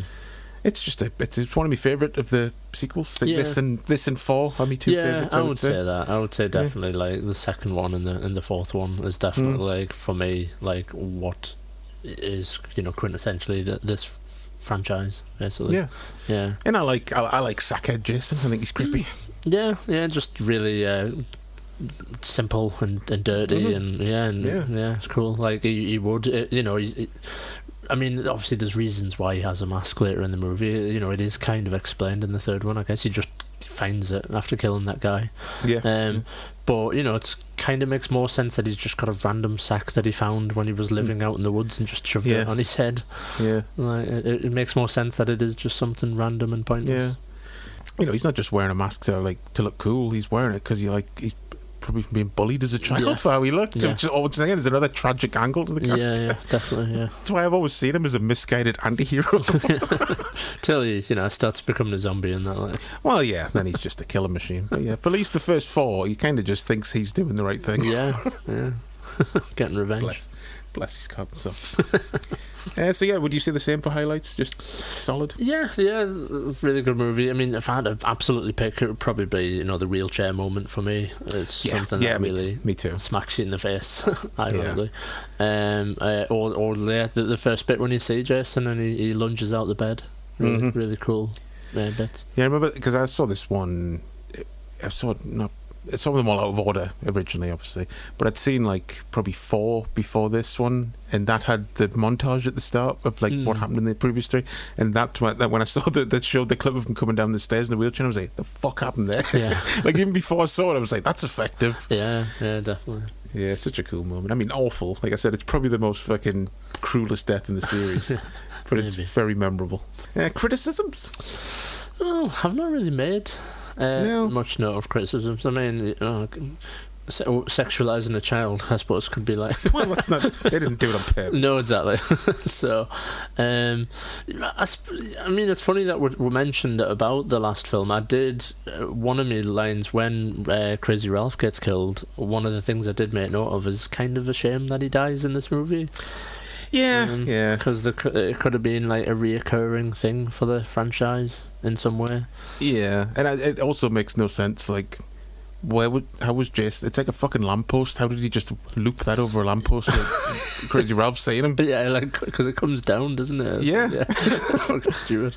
If it came like around and he caught it, that would make more sense. But he's just like, has he just been standing there with his arms up in the air for like 20 minutes? He was like up a height. He was on top of the tree, and he just slowly climbed down it or something. So that's what I always wanted to do: make a fan movie, but it's just about the bits where you don't see Jason and what he's actually doing in the background, skulking around and tripping up and stuff. Yeah, just waiting, getting bored, and then going, I'll just go. Yeah, just like eating a squirrel. Yeah. Like, what does he eat? Where does he go to the toilet and stuff? Just pooing in the woods and that. In his pants, probably. Probably. Very fucking stinks. Yeah, I would have thought so. That's the thing, you would smell Jason before you saw him. Basically. Would it be like Bigfoot? Yeah, I suppose being like critical, like, would he? So the start of the movie. Is he supposed to have travelled to where Ellis is? Well, that's the get thing. A bus? It's because like it's one of those things where you always compare it in your mind to like later movies. Well, even no, not necessarily, because even in this one, he's supposed to just be in the woods. Like, did he get a bus? Yeah, like he get a taxi. Kind of doesn't walk. Make sense. Because let's say she just lives 25 miles away. That's still a trek. It's still a long way. And to how go. did he find out where she lived? Yeah. If he's just a psychopath that's been living in the woods since he was a small boy. Like, he's not going to have access to, like, he might not necessarily know what a phone book is and stuff. Or, of course he doesn't now. So yeah, it's a little bit silly when you start analysing. Yeah, that is. I've always thought that. Some of these aspects. You fucking get a taxi. And as I kind of highlighted in my synopsis as well, the whole why has he been living in the woods then? Like, why didn't he just make himself known to his mum? Yeah, but that's one of those things that you just have to ignore for there to be a sequel. You know what I mean? Yeah, I suppose. I just wish it had been at a totally separate lake or something, like he died somewhere else or something. I don't know. Like, did she never go out and look for him, for fuck's sake? Yeah. She just assumed he was dead and went, well, I'm certainly not going to look for him. Weird. Maybe there's like canon. Pamela Voorhees was just full of shit, and actually she was kind of relieved when her son died. Yeah, because she was dark twist. She was sick of the burden, and that's why she never went and looked for him. But then the guilt of it. Fucking end of Dead Man's Shoes. Yeah, totally. Yeah. It's a whole extra. I'm just going to redub the end of Friday the 13th now with Paddy Considine style. So yeah, but obviously these films aren't made. You could say the same for all these films. Once you start kind of being critical and picking them apart, they're not made to be picked apart. No. You've just got to go with the flow, really. Yeah, there were very much movies that were made for go along with your friends or your girlfriend, watch weekends. Yeah, watch it with popcorn, get a fright, come away from it and think that was good. That's what those movies are really about. Yeah, basically. tell your friends so they go make some money. That's all they are. They were just disposable movies for Paramount. I mean, I'm not saying the people that made them put a hell of a lot of effort into them and loved what they were doing and stuff, but as far as the studio goes, they were like, need some money, you fucking chuck one of them Friday the 13th out this year. Yeah, and I think that's, I mean, we've already said it, but it's worth saying again. I think that's one of the problems with this franchise. Once you start holding it up to a certain level of reverence and pumping money into it and stuff, and I think that's, I mean, we'll certainly see another Friday the 13th movie. Of course it will. Once I think the main reason it hasn't is just because of all that the court legal case stuff with Sean Cunningham and I think Victor Miller as well. He was involved, so that's all sorted now, I think. Yeah. So you would expect any minute now Blumhouse are going to be like, we've bought the rights, we're fucking doing a recall. Yeah, and we're going to fuck this up. David Gordon Green's directing it. Can't imagine what it's going to look like. Some sort of prequel remake thing. I think this is still happening. We've got that fucking prequel TV series to look forward to about Pamela working at the camp. Yeah. which I made as a joke once. We're gonna do a segment on the show like 3 years ago of like bad ideas for prequels, and that was one of them. And then they announced it like a year later, and I was like, stupid. "Fuck me!" So stupid. Like, I'm making bad jokes, and they're putting money into it. Nobody wants to see that, man. Like, unless they get really mad with it, nobody wants to see a TV show, a prequel TV show. Yeah. But yeah, we're doomed to see all that sort of stuff come to fruition eventually. Yep. My only criticism is, like I said before, I just think the ending's a bit messy with like the dream sequence / ambulance scene. I'm like, just get rid of the ambulance scene. Yeah. Like I said, trying to have the cake and eat it, basically. Yeah, like I've never heard. You'd think from the way it ends that maybe they had an idea in mind for where they might go with the next one. Like if they're going to use Ginny again, but they didn't. No. So I don't know. That's my only main criticism. Just that ending always makes us go, I wish it ended a bit differently. Yeah, fan edit. Get rid of that. Yeah, they should have.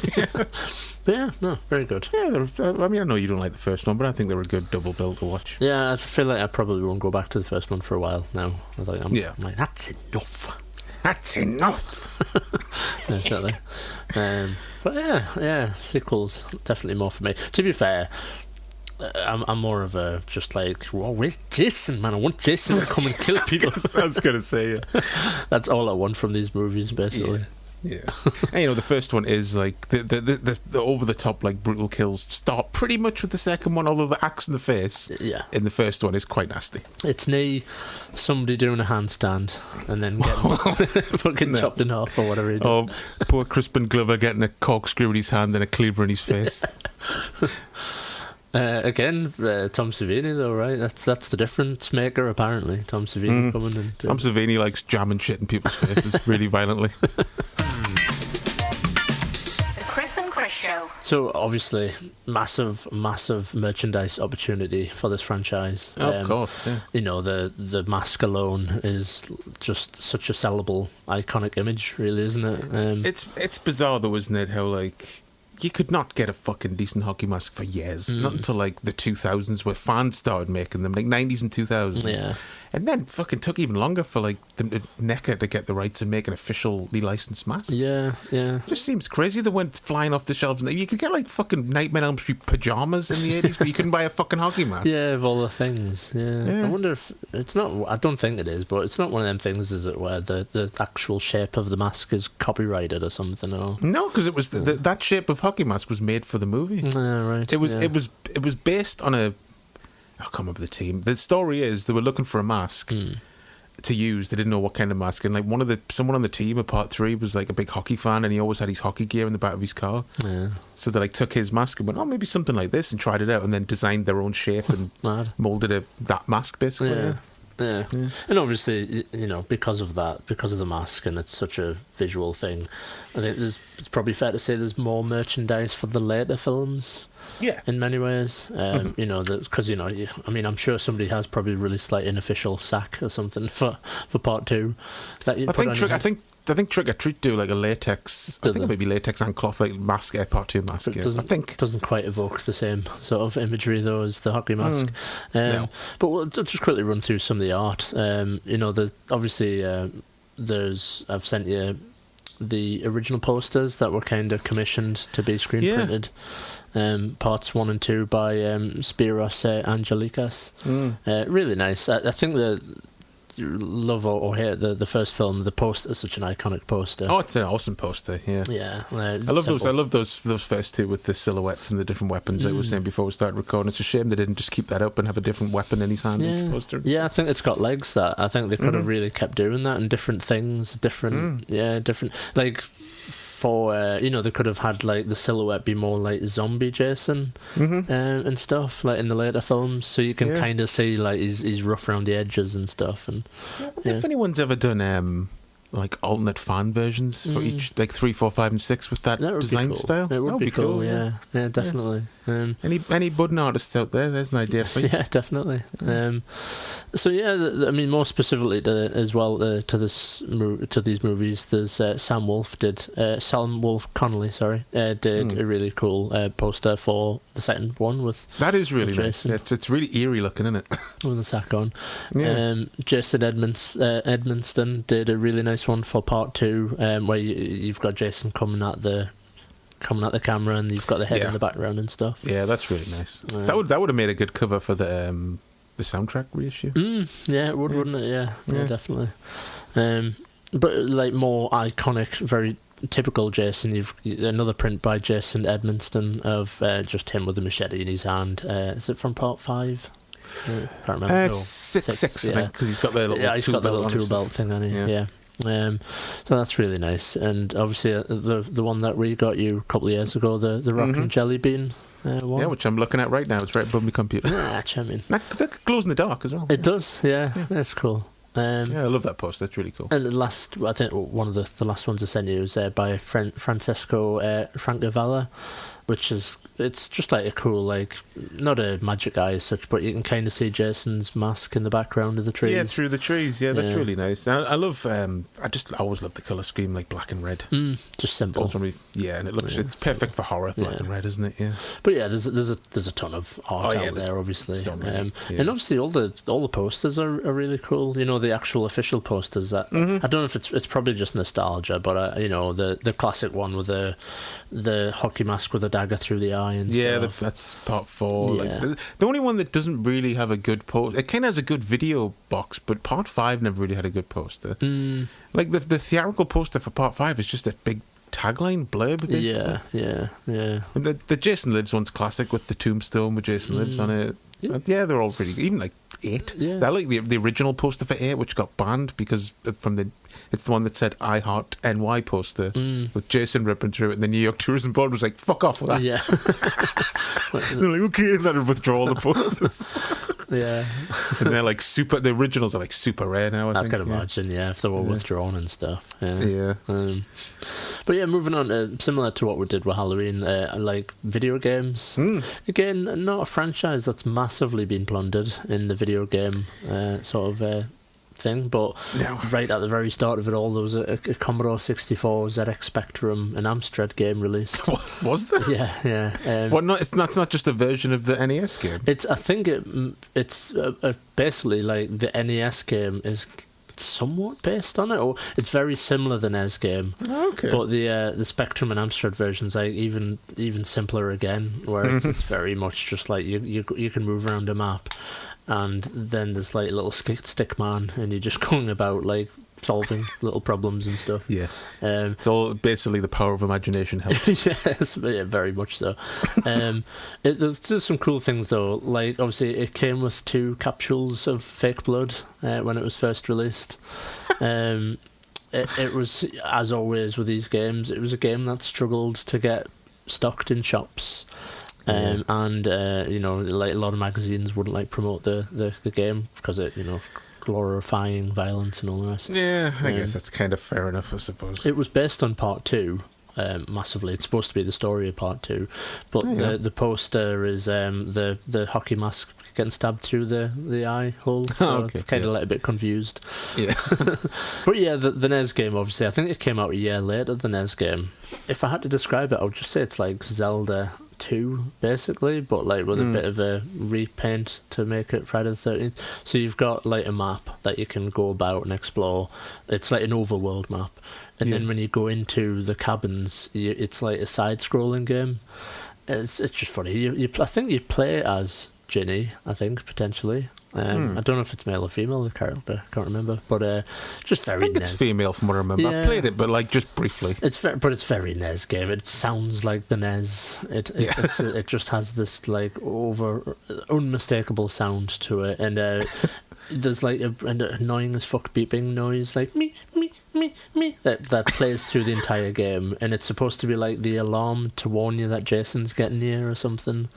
Fucking infuriating. And when Jason pops out, they randomly made him like purple and blue. Yeah. like just 2 really simplistic colours. But it's cool that NECA, which I'll come on to in a minute with toys, but NECA released like a version of that where he's just ridiculously purple and blue. Yeah, was that like a Comic-Con exclusive at one point when it first came out? Yeah. So it's kind of cool that.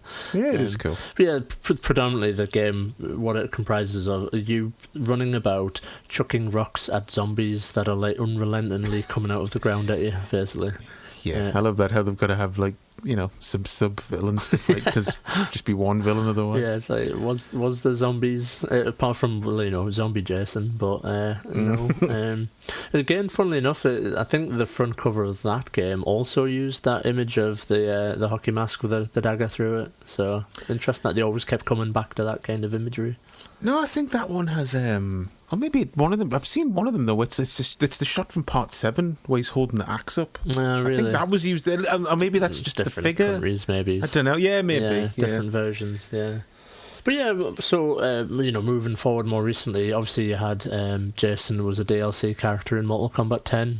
Yeah, I forgot about that. Yeah. It's quite cool. You had Freddy as a DLC character, so you could finally do Freddy versus Jason in a video game. You mean you could finally do it in a non-shit way? Yeah, well, yeah, exactly. It beat the shit out of the movie, basically. Yeah. Although the only thing I will criticise about Freddy's appearance in that Mortal Kombat game is he had 2 gloves. It always bothered me that. Like, why? He's only got 1 glove. Famously, he has 1 glove. Like, for fuck's sake. Is it? It's Robert Englund Freddy, though, isn't it? Yeah. I'm sure there was one DLC where it was fucking the remake Freddy. No, I can't remember. Yeah. Or some game where remake Freddy was a character, and I was like, it might be. I think maybe the Freddy in Dead by Daylight is like the remake Freddy, maybe. Yeah. But yeah, moving forward though, the last game I just wanted to talk about is obviously the actual Friday the 13th game. Yeah, which was, I was not expecting that when that was announced. I was like, wow, we're getting a Friday the 13th game now. That's crazy. The only shame of it, obviously, is there is a single player mode, but it's obviously kind of built around being a multiplayer game. Yeah, yeah. That's kind of a shame. Like, they could have done like something really cool, story-driven, maybe, or... Yeah. But for what it is, anyway, it was a very good game. It's fine. It's fun to just play a game bombing around as Jason. Yeah. And I like the way that add like, the joke that from the later movies, pretty much that he can just appear in front of you, even though he was 3 miles behind you. Mm-hmm. Yeah. And they use that as like a move you can do where you just sort of zoom along, like Evil Dead style. Yeah, you turn into an Evil Dead camera, literally. Yeah, pretty much. Yeah. Sadly, obviously, the game was released in 2017, but it's kind of been put to bed now. I think they shut the servers down and stuff completely. Yeah, I know for like last year something was like they kind of said that's it, there's going to be no more updates or like anything like that. So it's kind of gone, because it seemed like they certainly put a lot of love in it. There's loads of like little Easter eggs and stuff. And it was like it was made like Kane Hodder did all the mocap for Jason. Savini designed all the death scenes and created his own design for Jason and stuff. Which we saw a guy dressed up as that at that Weekend of the Dead we went to. Yeah. He must have been going there to impress Savini, who was probably in a mood that day. Yeah, never meet your heroes, folks. No, especially Tom Savini, from what I hear. Yeah, totally. It's like a gamble. He's probably nice if you're like blonde with big tits. Yeah, I could imagine. Yeah. If you're the right type of person, the right sex. I don't know, maybe we're doing them dirty, but there's just a lot of stories out there. There's too many stories, but something's got to be true. Yeah. Yeah, I certainly wouldn't ever meet him. No. So yeah, I'm sure there's probably been a few other games here or there, but I think those are the main bits. I don't think so. I think it's mainly just I didn't know about the Commodore and Spectrum, but I think it's mainly just people were waiting for a game since the NES game.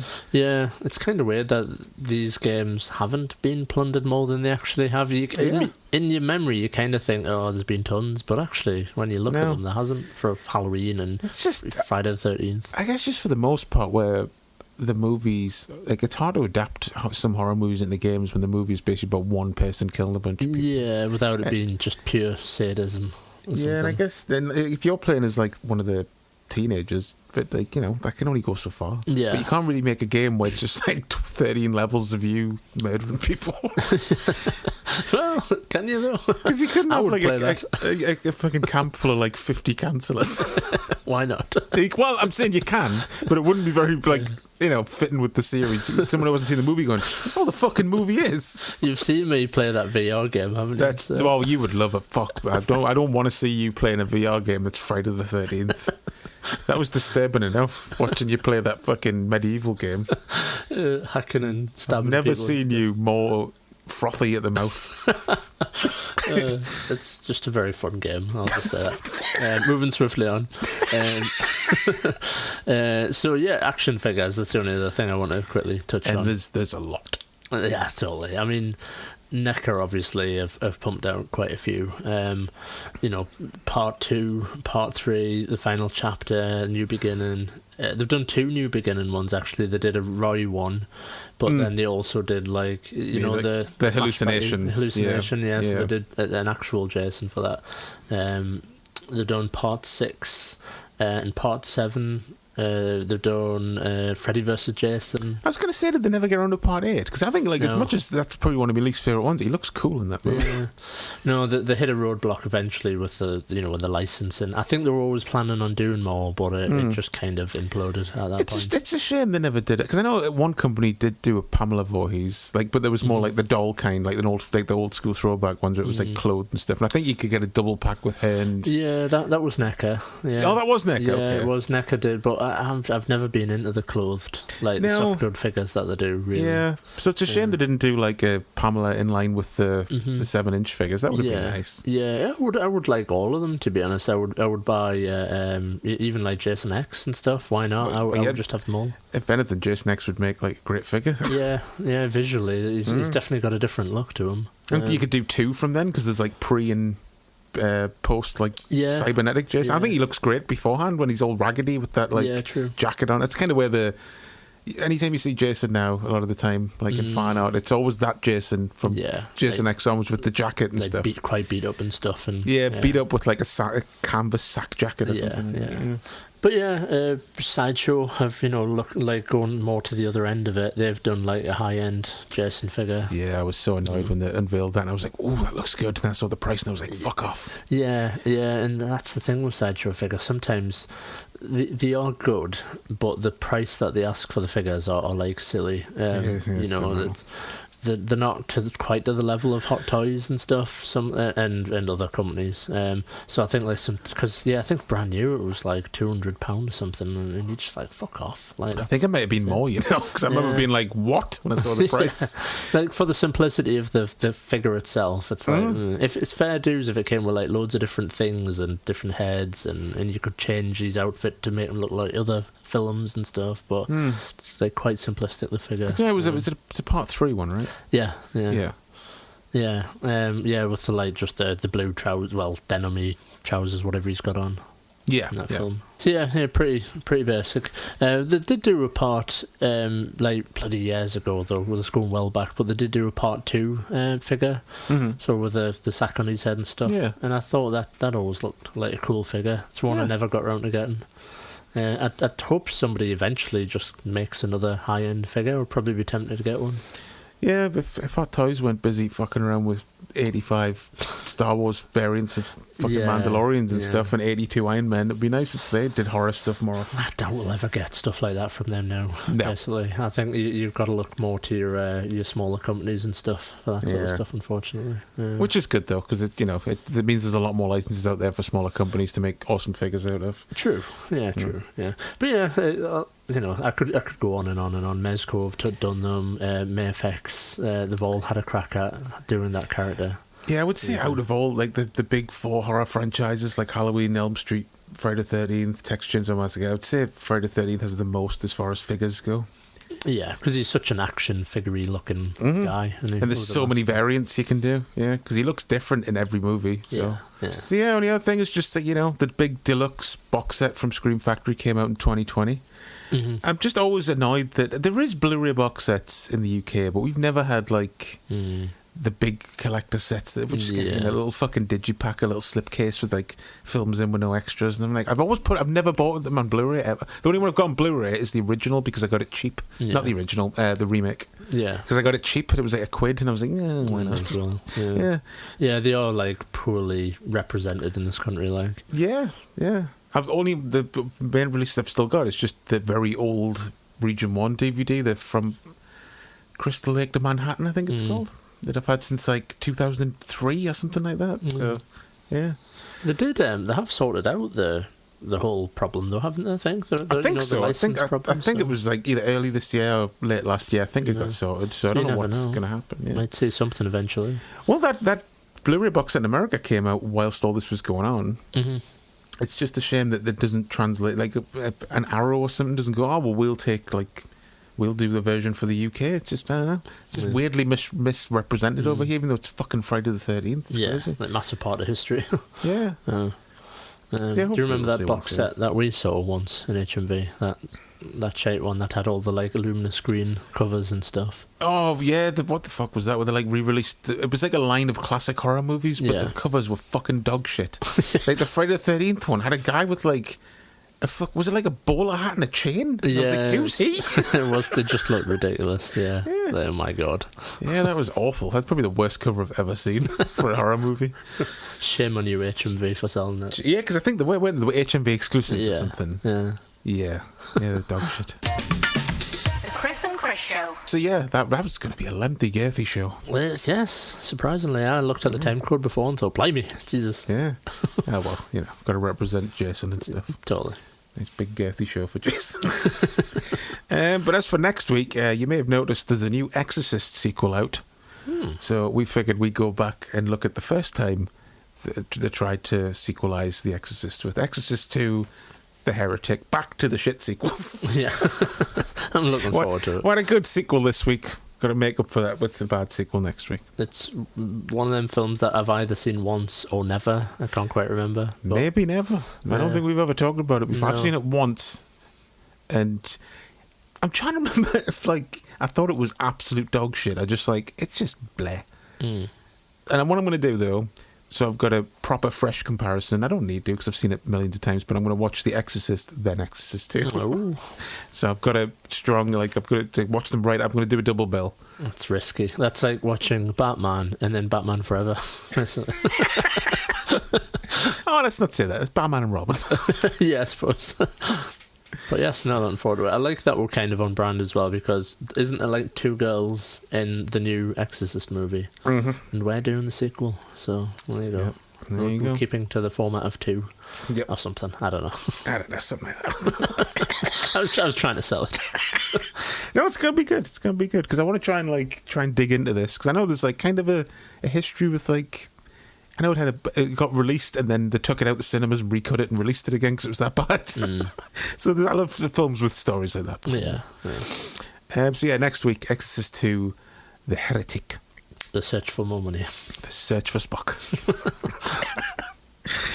So yeah, follow us on Instagram at The Chris and Chris Show. You can find us on Facebook. Give us a review on Apple Podcast Tunes, as I'm just going to call it now because I don't know which one to call it.